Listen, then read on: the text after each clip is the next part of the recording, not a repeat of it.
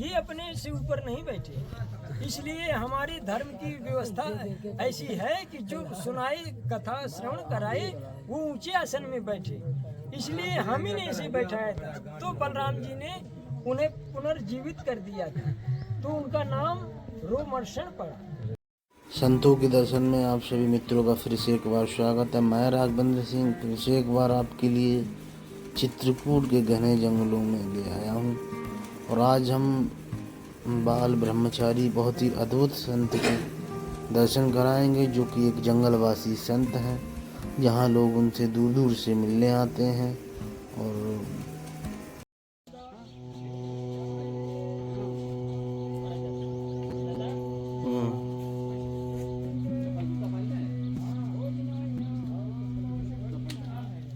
हाँ,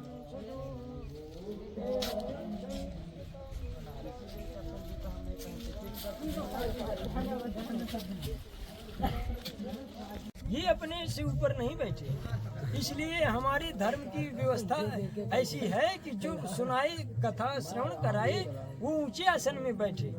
इसलिए हम ही ने इसे बैठाया था, तो बलराम जी ने उन्हें पुनर्जीवित कर दिया था, तो उनका नाम रोमर्षण पड़ा।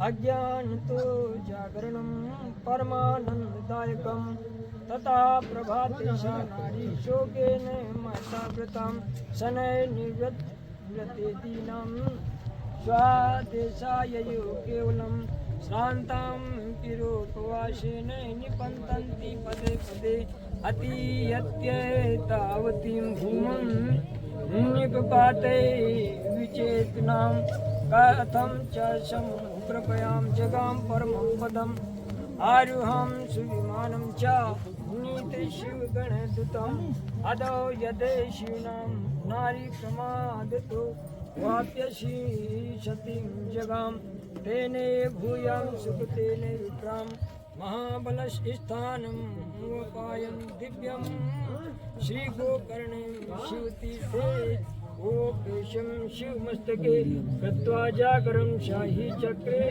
बिल्वार्चनं निशुम् अकामतां कृतस्यास्य पुण्यस्यैव तत्फलं भुवत्यत्यापि सा च वै महाबल प्रसादता एवं विधिं महालिंगं शंकरं महाबलं सर्वपापहरं सद्या परमानंददायकम् एवं वकल्पितं विप्रा महात्मनं परमं मया महाबलाभिधानस्य शिवलिंगवरस्य हि अथापिन्यदपि वाक्ष्यामि महात्मां तस्य चाद्भुतं स्वीतामात्रेण येनांशु शिव भक्ति प्रजायते।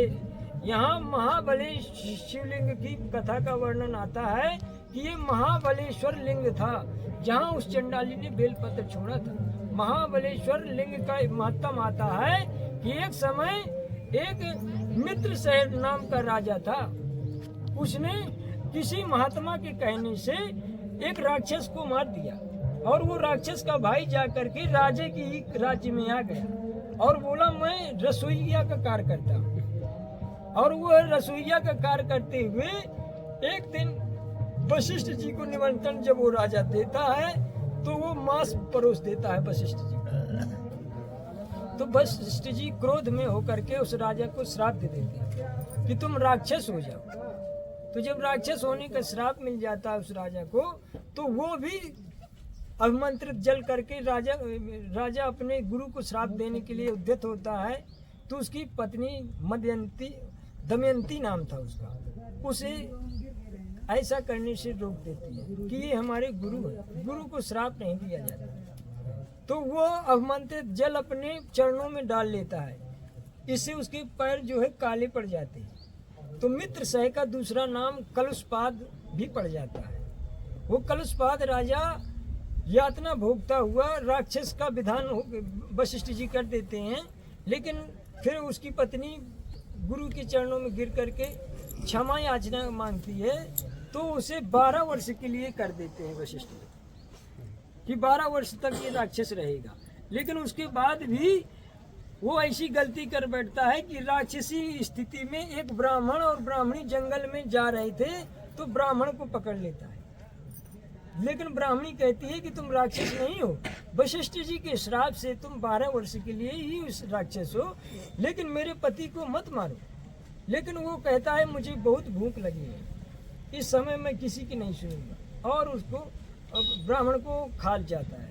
तो वो ब्राह्मणी उसे श्राप दे देती है कि जब भी तुम अपने राज्य में जाओगे 12 वर्ष के बाद, और अगर अब तुमने पत्नी को छू लिया तो तुम्हारा मस्तक फट जाएगा, ये श्राप दे देती है। तो पत्नी भी उससे दूर रहती है और कहती है कि तुम दूर अपना स्थान बना ले और राजकाज करो, लेकिन उसके हृदय में इतनी सांत्वना नहीं होती, वो राज्य छोड़कर चला जाता है और वहाँ बैठता है जहाँ पर जनक मिथिला में एक बगीचे में बैठे रहते हैं ये राजा, वहाँ से गुजरते हुए जाते हैं